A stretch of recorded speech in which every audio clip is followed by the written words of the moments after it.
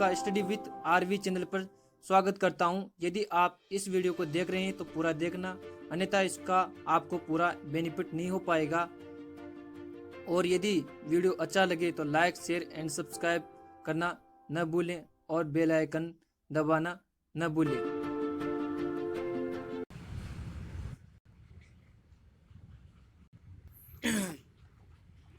शिलालेखों का पार्ट 2 लेकर आया हूं मैं आपके लिए।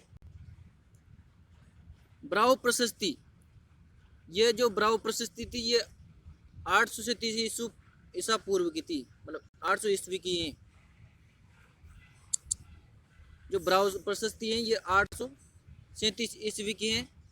ये अभिलेख मूलतः मंडोर के किसी विष्णु मंदिर में लगा हुआ था। मतलब जो जो बाऊ की जो प्रशस्ति है ना, ये मंडोर जोधपुर में पड़ती है। मंडोर के किसी विष्णु मंदिर में लगा हुआ था, जिसे बाद में जोधपुर शहर के प्रकोटे में लगाया गया। फिर बाद में इसको क्या है, जोधपुर के प्रकोटे के जो शहर का जो प्रकोटा है उस पर लगा दिया गया। यह लेख प्रतिहारों की वंश परंपरा जानने का उपयोगी साधन है। जो ये बाऊ का जो प्रशस्ति है ना, ये प्रतिहारों की वंश और परंपरा जानने का उपयोगी साधन है। यह प्रशस्ति प्रतिहार राजा बाउक में खुदवाई थी। बाउक प्रशस्ति को प्रतिहार राजा बाउक ने खुदवाई थी, उत्कीर्ण करवाई थी। इस प्रशस्ति में विष्णु तथा शिव पूजा की जानकारी मिलती है। तो किस प्रशस्ति में विष्णु तथा शिव पूजा की जानकारी मिलती है? तो बाउक प्रशस्ति में विष्णु तथा शिव पूजा की जानकारी प्राप्त होती है। बाउक कुकुक का ही भाई था। जो बाउक थे वो कुकुक के ही भाई थे, ठीक है ना। गोसुंडी का अभिलेख, गोसुंडी 2री शताब्दी ईसा पूर्व का है। जो गोसुंडी का शिलालेख है ये 2री शताब्दी ईसा पूर्व का है।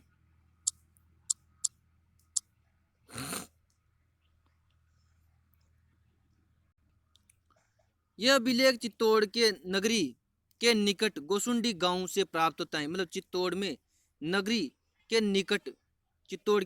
के निकट गोसुंडी गांव से प्राप्त हुआ है। मतलब जो नगरी है ये भी कस्बा टाइप, मतलब एक शहर है, ये भी एक स्थान है, ये चित्तौड़ के अंदर पड़ता है। इसके निकट ही गोसुंडी नाम का एक गांव है, वहां से प्राप्त हुआ है गोसुंडी का शिलालेख, जिसकी भाषा संस्कृत व लिपि ब्राह्मी थी। मतलब जो गोसुंडी का शिलालेख है ना, जो उत्कीर्ण भाषा थी वो भाषा तो थी संस्कृत में, और जो लिपि थी वो ब्राह्मी लिपि थी। भाषा तो संस्कृत थी और लिपि ब्राह्मी लिपि थी। इस अभिलेख के अनुसार गजवंश के राजा सर्वतात पराशरी का पुत्र ने सर्व मेघ यज्ञ का आयोजन करवाया तथा शंकरण और वासुदेव के पूजागृह के चारों ओर पत्थर की 4 दीवारी का निर्माण करवाया। गोसुंडी अभिलेख यह 2री शताब्दी ईसा पूर्व का है। यह अभिलेख चित्तौड़ के नगरी के निकट गोसुंडी गांव से प्राप्त होता है, जिसकी भाषा संस्कृत तथा लिपि ब्राह्मी थी। इस अभिलेख के अनुसार गजवंश के राजा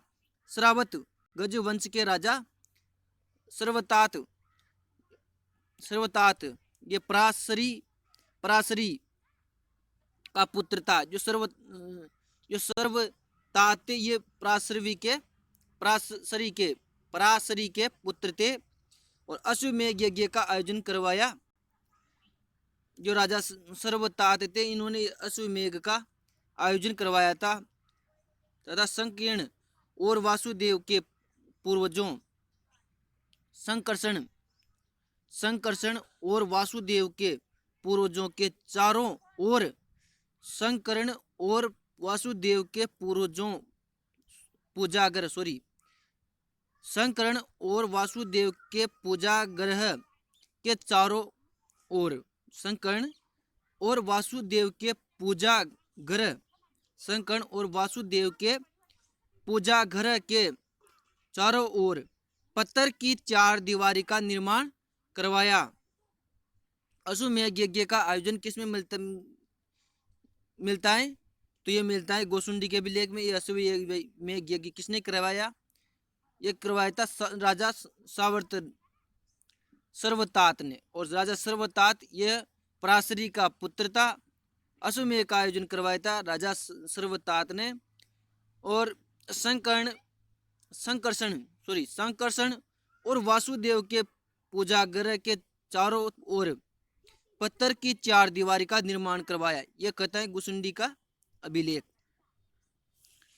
यह अभिलेख राजस्थान में वैष्णव संप्रदाय भागवत संप्रदाय से संबंधित प्राचीनतम अभिलेख है। जो गोसुंडी का अभिलेख है यह राजस्थान में वैष्णव संप्रदाय भागवत संप्रदाय कहते हैं वैष्णव संप्रदाय को से संबंधित प्राचीनतम अभिलेख हैं।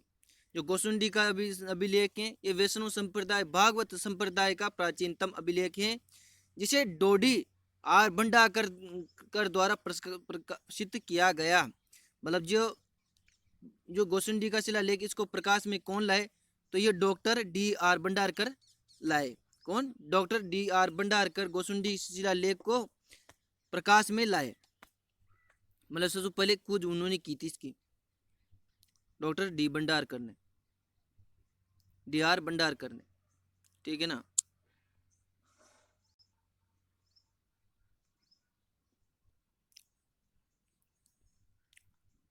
नोट, कवि श्यामल दास ने इस अभिलेख का गोसुंडी अभिलेख का उल्लेख किया है।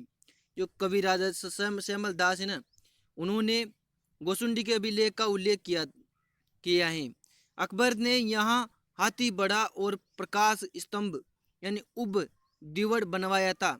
अकबर ने गोसुंडी शिलालेख के अनुसार यहाँ पर गोसुंडी में अकबर ने हाथी बड़ा और प्रकाश स्तंभ को उब दीवड़ कह जाता है, इनको बनाया। इसलिए इसे हाथी बड़ा अभिलेख भी कहते हैं। इसलिए इसे हाथी बड़ा अभिलेख भी कहा जाता है। किसको? गोसुंडी के अभिलेख को हाथी बड़ा अभिलेख भी कहा जाता है। तो किस अभिलेख को हाथी बड़ा कहा जाता है? अभिलेख कहा जाता है गोसुंडी के अभिलेख को, क्योंकि यहाँ पर अकबर ने हाथी बड़ा और प्रकाश स्तंभ उब दीवड़ का निर्माण करवाया था। इसलिए गोसुंडी के अभिलेख को हाथी बड़ा अभिलेख भी कहा जाता है। गोसुंडी बावड़ी अभिलेख, जो गोसुंडी बावड़ी का जो अभिलेख है ये 1504 ईस्वी का है। गोसुंडी बावड़ी का जो अभिलेख है ये 1504 ईस्वी का है। राणा कुंभा के पुत्र रायमल की पत्नी रानी श्रृंगार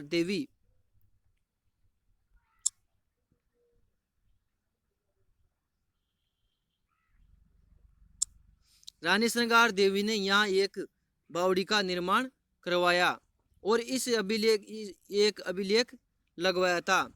वास्तुकार महेश्वर, जो गोसुंडी बावड़ी का अभिलेख था इसका जो वास्तुकार थे वो कौन थे? महेश्वर थे।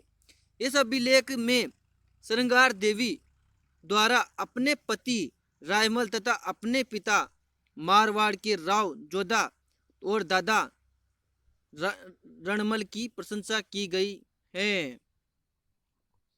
जो गोसुंडी बावड़ी का जो अभिलेख है ये किसने लगवाया? ये राणा कुंभा के पुत्र रायमल थे। रायमल की पत्नी थी रानी श्रृंगार देवी, है ना। तो श्रृंगार देवी ने ये बावड़ी का निर्माण करवाया और ये अभिलेख लिखवाया।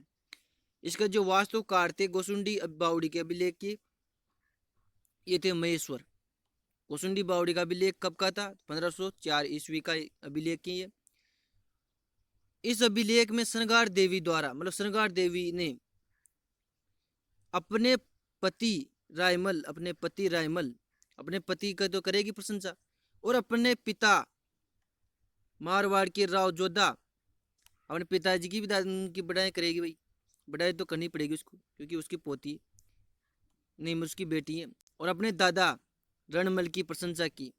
भाई कोई भी पोती होगी अपने पति अपने पिता और अपने दादा की प्रशंसा नहीं करेगी। भले उनमें लाख बुराइयां थी लेकिन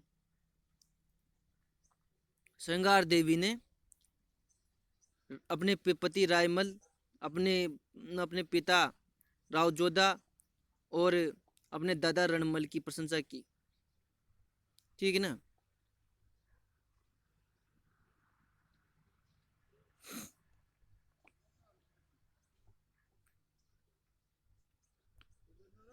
हाँ, चिरवा का शिलालेख ये 1233 ईस्वी का है। चिरवा का जो शिलालेख है ये 1233 ईस्वी का शिलालेख है। चिरवा का शिलालेख 1233 ईस्वी का शिलालेख उदयपुर के चिरवा गांव में ये अभिलेख स्थित है। ये चिरवा का अभिलेख है ये 1233 ईस्वी का है। ये उदयपुर के चिरवा गांव में ये शिलालेख स्थित है, जो संस्कृत भाषा व नागरी लिपि में उत्कीर्ण है। जो चिरवा का अभिलेख है यह संस्कृत भाषा व नागरी लिपि में उत्कीर्ण है। वो नागरी लिपि में उत्कीर्ण है। चिरवा का जो शिलालेख है ये 1233 ईस्वी का है और उदयपुर के चिरवा गांव में यह अभिलेख स्थित था। इस अभिलेख की जो भाषा थी वो संस्कृत थी और जो लिपि है वो नागरी लिपि है। ठीक है ना। यह अभिलेख गुइल वंशीय बापा के वंशजों, जो चिरवा का अभिलेख है ये गुइल वंशीय बापा के वंशजों पदम सिंह, जेत्र सिंह, तेज सिंह, समर सिंह की उपलब्धियों का वर्णन करता है। इसमें जेत्र सिंह को शत्रु राजाओं के लिए प्रलय मारुत के समान बताया गया है। तो जो चिरवा का शिलालेख है ये 1273 ईस्वी का है। उदयपुर के चिरवा नामक गांव से प्राप्त हुआ है। ये संस्कृत भाषा का है और इसकी लिपि जो है वो नागरी लिपि है। और यह अभिलेख गुइल वंशीय बापा के वंशजों पदम सिंह, पदम सिंह, जेत्र सिंह, पदम सिंह, जेत्र सिंह, तेज सिंह और ये समर सिंह आदि की उपलब्धियों का वर्णन करता है। किसकी? पदम सिंह, जेत्र सिंह, तेज सिंह, पदम सिंह, जेत्र सिंह, तेज सिंह और समर सिंह की उपलब्धियों का वर्णन करता है। इसमें कहा गया है, चिरवा के शिलालेख कहता है कि जेत्र सिंह शत्रुओं के लिए प्रलय मातुर के समान थे। मतलब चिरवा का शिलालेख कहता है कि जेत्र सिंह वह शत्रुओं के लिए प्रलय मातुर के समान थे। मतलब उनको प्रशंसा की गई है उनकी इसमें, जेत्र सिंह की। इसमें तलारक्ष नामक प्रशासनिक पद का वर्णन है। तो ताड़ियत जाति जैन के पास वंश परंपरा के से चला आ रहा है था, के पास वंश परंपरा से चल रहा आ रहा था। इस अभिलेख में एक लिंग जी के अधिष्ठा पाशुपत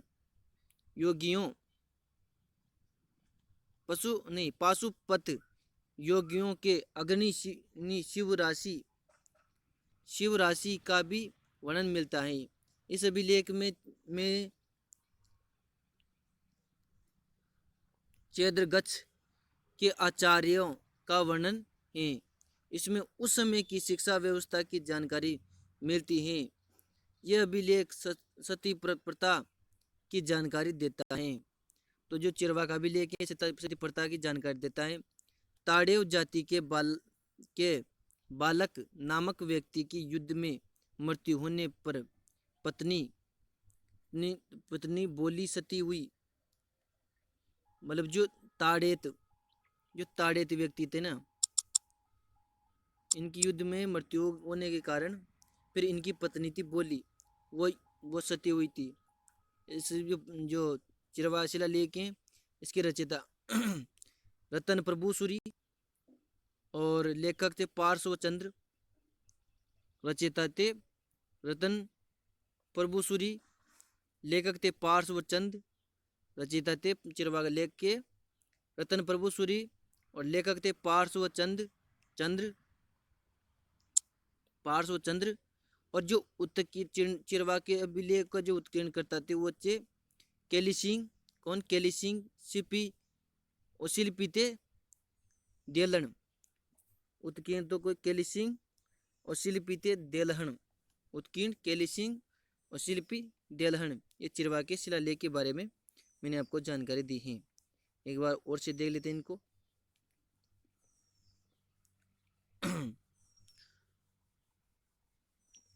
यहाँ से देख लेते हैं। इसमें तलारक्ष नामक प्रशासनिक पद का वर्णन मिलता है। चिरवा का जो शिलालेख है इसमें तलारक्ष नामक प्रशासनिक पद का वर्णन मिलता है। तो तलारक्ष नामक प्रशासनिक पद का वर्णन किस शिलालेख से प्राप्त होता है? तो चिरवा शिलालेख से प्राप्त होता है। ये ताड़ेत जाति जीन के पास वंश परंपरा से चला आ रहा था। जो जो मतलब तलारक्ष नामक जो प्रशासनिक पद था ना, ये किसके पास था? ये ताड़ित नाम की ब्राह्मण जाति थी, ये जैन जाति थी। ताड़ित नामक जैन जाति थी, ताड़ित नामक जैन जाति थी। इसके पास ये परंपरा से चल रहा था। मतलब जैसे पिता तलारक्ष प्रशासनिक पद का था, तो फिर उसका पुत्र ही तलारक्ष नामक प्रशासनिक पद का अधिकारी होगा। इस प्रकार इस अभिलेख में, चिरवा का अभिलेख में एक लिंग जी के अधिष्ठा पाशुपत योगियों के अग्रणी शिव राशि का भी वर्णन मिलता है। जो चिरवा का शिलालेख है इसे एक लिंग जी के अधिष्ठता पशुपत योगियों के अग्रणी शिव राशि का भी वर्णन मिलता है। इस अभिलेख में चेद्र गच्छ के आचार्यों का वर्णन मिलता है। मतलब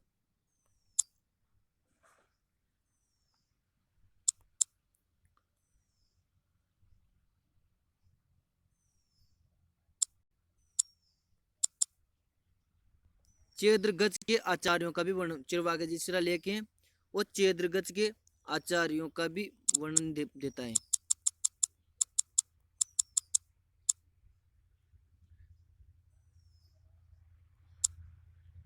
चेद्रगज के आचार्यों का भी, चिरवा का जो शिलालेख है इससे चेद्रगज के आचार्यों का भी वर्णन प्राप्त होता है। इस समय की जो शिक्षा की जानकारी प्राप्त होती। 1273 ईस्वी की जो शिक्षा व्यवस्था थी उसकी भी जानकारी प्राप्त होती है चिरवा के शिलालेख से। ठीक है ना। यह अभिलेख सती प्रथा की जानकारी देता है। जो चिरवा का जो शिलालेख है ये सती प्रथा की जानकारी देता है। किसकी? सती प्रथा की जानकारी कौन सा अभिलेख कर देता है? चिरवा का अभिलेख देता है। ठीक है ना। ताड़ेत जाति के बालक नामक व्यक्ति, ये ताड़ेत जाति, ताड़ेत ये जैनी जाति थी।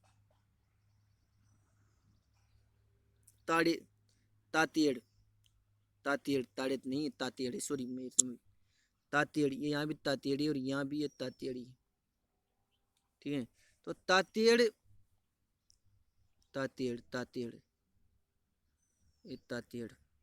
तातेड़ जाति के बालक नाम का कोई योद्धा था। उसकी मृत्यु हो गई युद्ध में लड़ते हुए। तो उसकी पत्नी थी भोली, ताड़ेत की। ताड़ेत आ रहा है मेरे दिमाग में। तातेड़ नामक जो जैनी था ना, वो उसका नाम था बालक। तातेड़ जाति का बालक नामक योद्धा था। उसकी मृत्यु हो जाने पर उसकी पत्नी भोली ने आत्मदाह कर लिया उसके साथ, मतलब उसके साथ सती हो गई। इसकी जानकारी किस अभिलेख से प्राप्त होती है? तो चिरवा के अभिलेख से प्राप्त होती है। जो चिरवा का अभिलेख है ना, इसके रचयिता कौन है? चिरवा के अभिलेख का रचयिता है रतन प्रभु सूरी चिरवा के अभिलेख का रचयिता है। यदि लेखक पूछे कि चिरवा का अभिलेख का लेखक कौन है, तो पार्श्व चंद्र थे। चिरवा के अभिलेख के उत्कीर्णकर्ता कौन है? तो केली सिंह थे। और जो चिरवा के अभिलेख के जो शिल्पी थे वो देलन थे। सबसे ज्यादा इंपॉर्टेंट ये देलन है। देलन की कितनी बार क्वेश्चन आ चुका है ना। तो रचिता कौन है चिरवा के अभिलेख का? रतन सिंह सूरी। रचिता रतन सिंह सूरी। रत्न प्रभु सूरी सूरी रत्न प्रभु सूरी रत्न प्रभु सूरी। लेखक पार्श्व चंद्र। उत्कीर्ण केली सिंह। शिल्पी देलन। कौन शिल्पी देलन। बिजोलिया अभिलेख से प्राचीन नगरों की जानकारी प्राप्त होती है। जो बिजोलिया का अभिलेख है इससे प्राचीन नगरों की जानकारी मिलती है। किस किस की बिजोलिया का जो अभिलेख है इससे प्राचीन नगरों की जानकारी प्राप्त होती है। बिजोलिया बिजोलिया के नामक गांव में से प्राप्त होता है। बिजोलिया वर्तमान में भीलवाड़ा को में पड़ता है या भीलवाड़ा कोई बिजोलिया कहा जाता था। बिजोलिया की कौन थे। बिजोलिया की महाराणा प्रताप की पत्नी बिजोलिया से थी।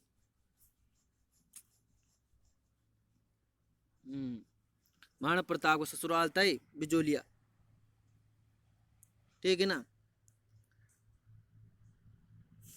बिजोलिया शिलालेख के अनुसार प्राचीन नगरों के प्राचीन नाम। इसके अनुसार जालोर को जबालीपुर कहा जाता था। नाडोल को नाडुल कहा जाता था। सांबर को साकंबरी कहा जाता था। दिल्ली का कहा जाता था। बीनमाल को श्रीमाल कहा जाता था। मांडलगढ़ को मंडलगढ़ कहा जाता था। ये क्या हो रहा है। मांडलगढ़ को मंडलकर कहा जाता था। और बिजोलिया को विजयवली कहा जाता था। और नागदा को नगहृदय कहा जाता था। उपरमाल को उत्तमाद्री कहा जाता था। और नागौर को अचित्रपुर कहा जाता था। क्या अचित्रपुर। जालोर को जबालीपुर। नाडोल को नडुल। सांबर को साकंबरी। दिल्ली का। बीनमाल को श्रीमाल। मांडलगढ़ को मांडलकर। बिजोलिया को विजयवली। नागदा को नागदर्दे। उपरमाल को उत्तमाद्री। नागौर को अचित्रपुर। नागौर को अचित्रपुर। ये शिलालेख जो फर्स्ट का भाग है ये सेकंड है। मतलब एक भाग और है इसका शिलालेख की। तो शिलालेख राजस्थान के प्रमुख शिलालेखों का भाग तो है ये। ठीक है ना। आप यदि भाग नंबर 1 देखना चाहते हो, यदि आप शिलालेखों के भाग नंबर 1 भाग 1 देखना चाहते हो तो मेरे चैनल में जाकर आप इसको देख सकते हो।